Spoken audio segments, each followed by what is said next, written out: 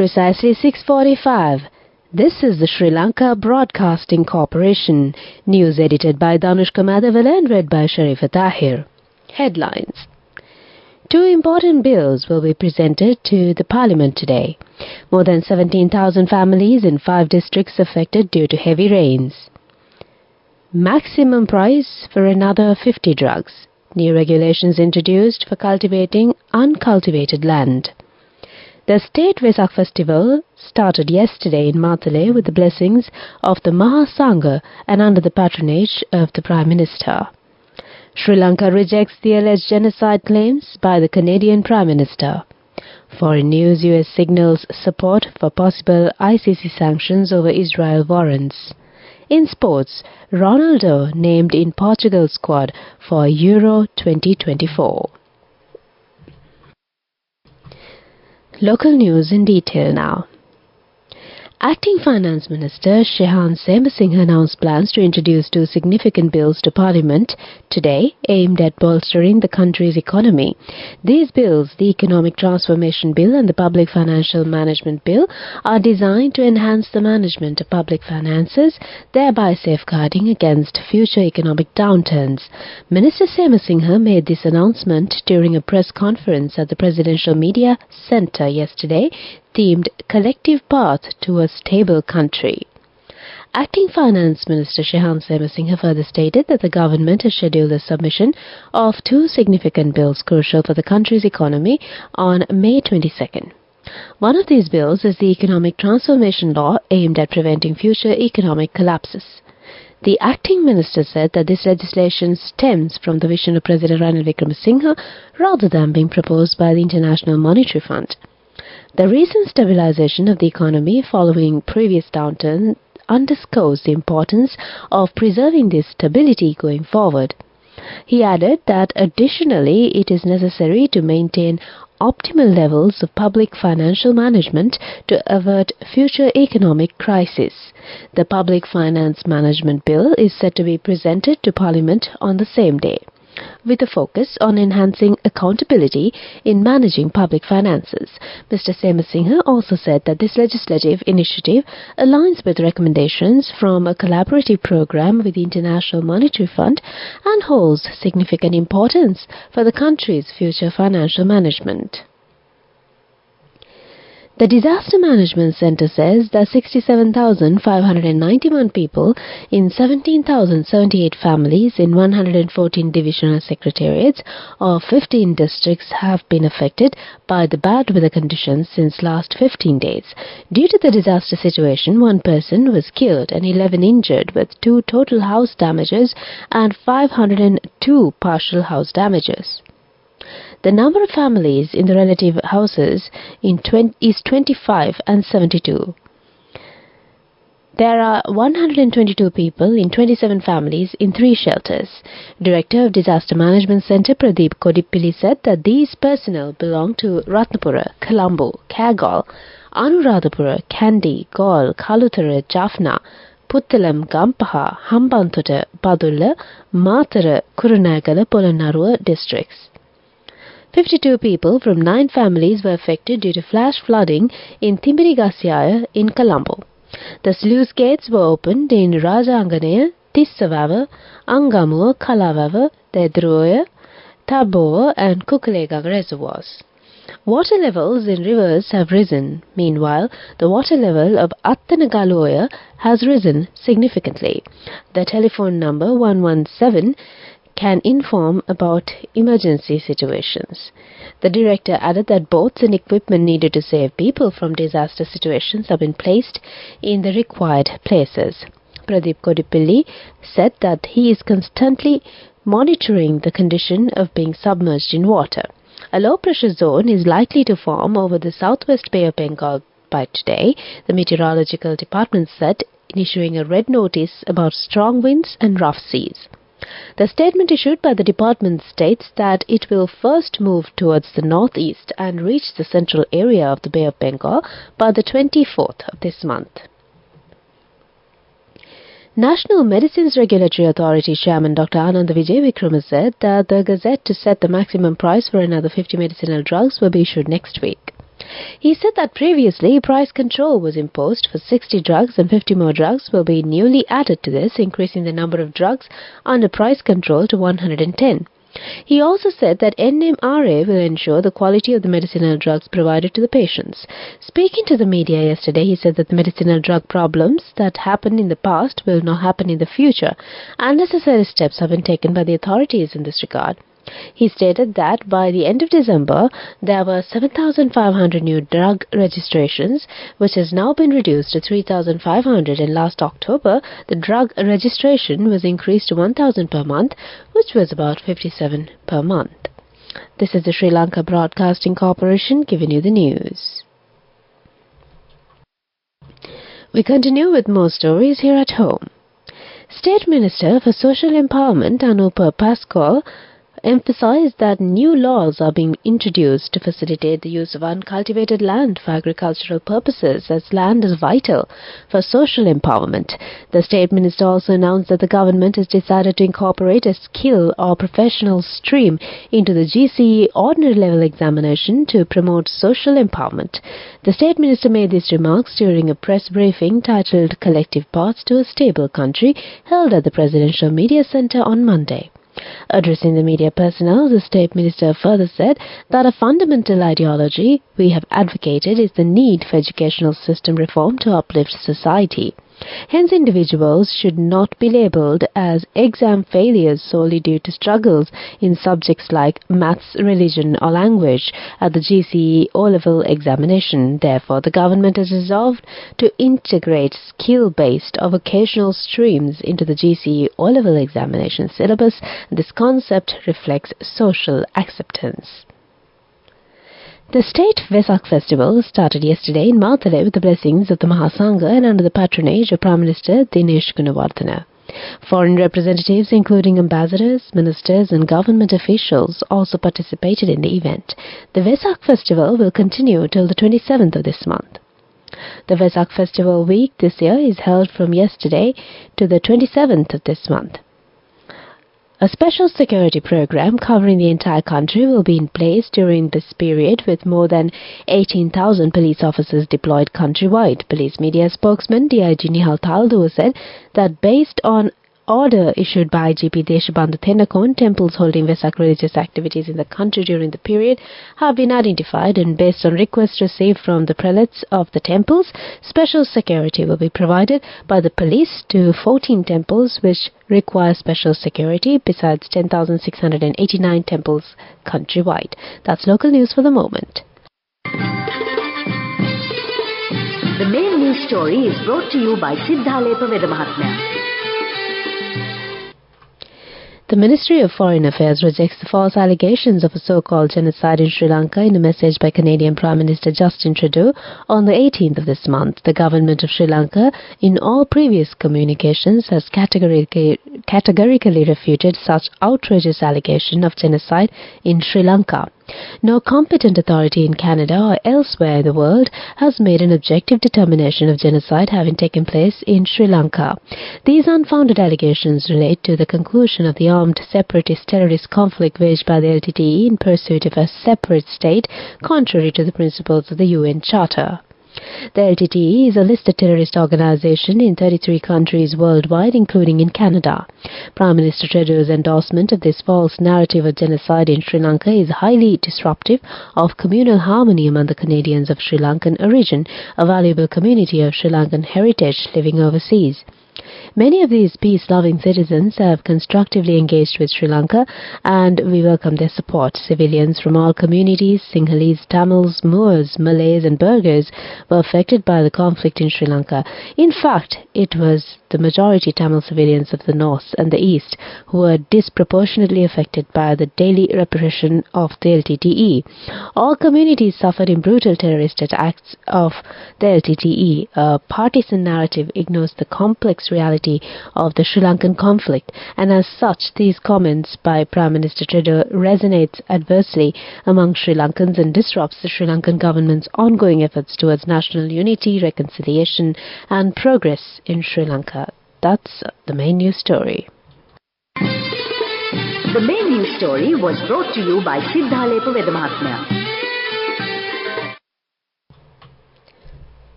And on Watchlight, Central Bank Governor Dr. Nandalal Veerasinghe said that by promoting financial literacy, financial consumers will be empowered to safeguard themselves from financial frauds and abuses. He was speaking at the launch of the Financial Literacy Roadmap of Sri Lanka at the Central Bank yesterday. He also noted that empowering the consumer was important to safeguard them from the frauds and scams growing with technology. Dr. Veerasinghe also observed that future generations should be equipped with necessary financial capabilities to be financially resilient when they become adults. The governor highlighted that financial literacy is an important aspect for students in universities and school level. In the long run, promoting financial literacy will reduce the burden on the government-funded social safety programs to the financially literate people can come out of poverty through their own financial decisions. That's on Watchlight. Moving on to world news headlines. U.S. signals support for possible ICC sanctions over Israel warrants. Former President Trump doesn't testify as defense rests. German win International Booker Prize 2024 for Kairos. World news in detail. U.S. Secretary of State Antony Blinken has suggested he will work with lawmakers on potential sanctions against the International Criminal Court as its prosecutor seeks arrest warrants for senior Israeli officials. Mr. Blinken told a congressional hearing he was committed to taking action against the profoundly wrong-headed decision. His comments come amid a Republican push to impose sanctions on ICC officials, which may see a vote on as soon as this week. The United States is not a member of the court, but has backed previous prosecutions, including the ICC's arrest warrant for Russian President Vladimir Putin over the war in Ukraine. At a Tuesday hearing of the Senate Foreign Relations Committee, James Risch, its top Republican, asked whether Mr. Blinken would support legislation to address the ICC's sticking its nose in the business of countries that have an independent, legitimate, democratic judicial system. Donald Trump will not testify in his historic criminal trial after his defense team rested their case yesterday. It will be up to his lawyers to speak for him instead as they deliver closing room statements next week. Though Mr. Trump decided not to testify, he talked at length to the press waiting outside the courtroom. It is not unusual for criminal defendants to choose not to take the stand, legal experts say. Testifying under oath would have opened Mr. Trump up to aggressive questioning from prosecutors as well as other elements of his background, including unfavorable verdicts in his recent civil trials. Mr. Trump faces 34 felony charges of falsifying business records, to which he has pleaded not guilty. Finally on World News, German writer Jenny Erpenbeck and translator Michael Hoffman have won the International Booker Prize. Their novel Kairos follows the destructive love affair between a 19-year-old student and a married man in his 50s who met on a bus in East Berlin around 1986. Their relationship comes to embody the German Democratic Republic's crushed idealism and eventual dissolution of a whole political system. They will split the 50,000 sterling prize. Judges chose Kairos from a short list of 6 books and praised the luminous prose and rich quality of the translation. That's World News. Development News. Sri Lanka's service exports for the month of April 2024 increased by 19.28% to reach $300.41 million over the corresponding period of 2023. Furthermore, the estimated value of ICT exports is expected to increase by 21.6% to $120.69 million in April 2024 when compared to April 2023. Also, the value of transport and logistics services exports is expected to increase by 24.94% in April 2024 compared to the corresponding period in the previous year. Moreover, the estimated value of construction services exports is expected to decrease by 31.05% to $14.87 million in April 2024 when compared to April 2023. However, export earnings from apparel and textile decreased by 6.34% year-on-year to $321.06 million in April 2024 compared to April 2023. Moving on with sports news. Cristiano Ronaldo is set to play in his 11th major international tournament, having been named in the Portugal squad for Euro 2024. The 39-year-old Al Nassr forward is the most capped player in international football history with 206 appearances for Portugal and 128 goals. Portugal boss Roberto Martinez included Ronaldo as one of the 7 forward players in his 26-man squad for next month's tournament in Germany.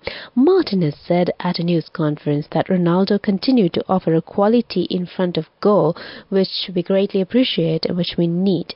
Ronaldo made his tournament debut at Euro 2004 when Portugal reached the final on home soil but lost to Greece. The 5-time Ballon d'Or winner helped Portugal win Euro 2016, his only major silverware at international level, and the Nations League in 2018-2019.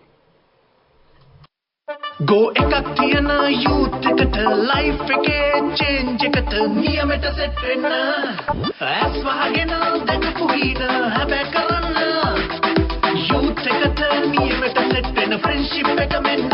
The all-new NSB Itru account. NSB IM, a plan for your dream. Business News, sponsored by National Savings Bank, the safest place for your money.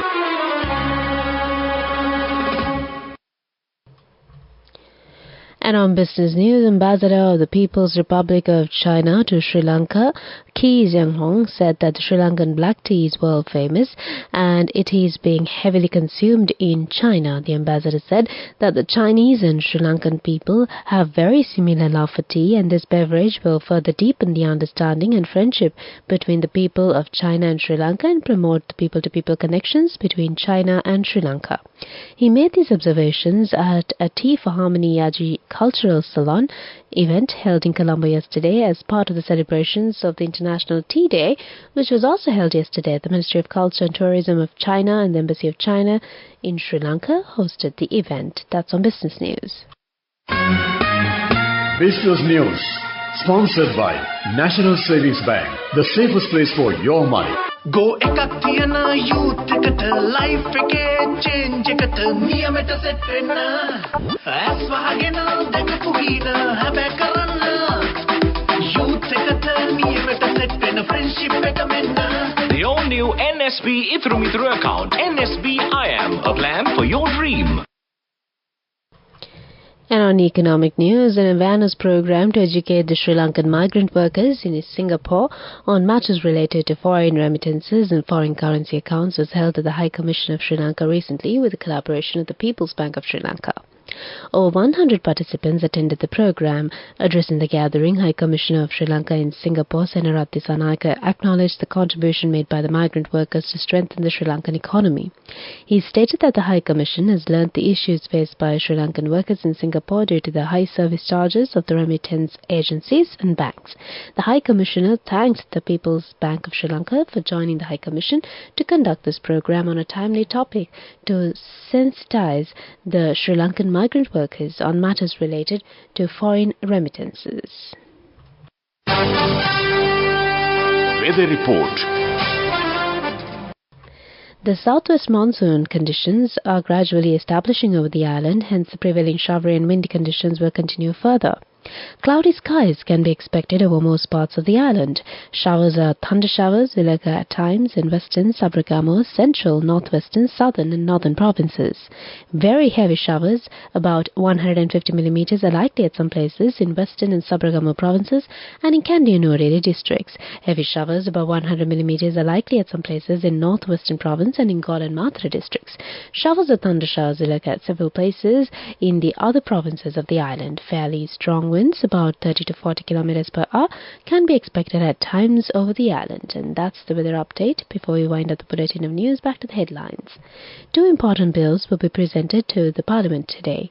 More than 17,000 families in 5 districts affected due to heavy rains. Maximum price for another 50 drugs. New regulations introduced for cultivating uncultivated land. The State Vesak Festival started yesterday in Matale with the blessings of the Mahasangha and under the patronage of of the Prime Minister. Sri Lanka rejects the alleged genocide claims by the Canadian Prime Minister. Foreign news, US signals support for possible ICC sanctions over Israel warrants.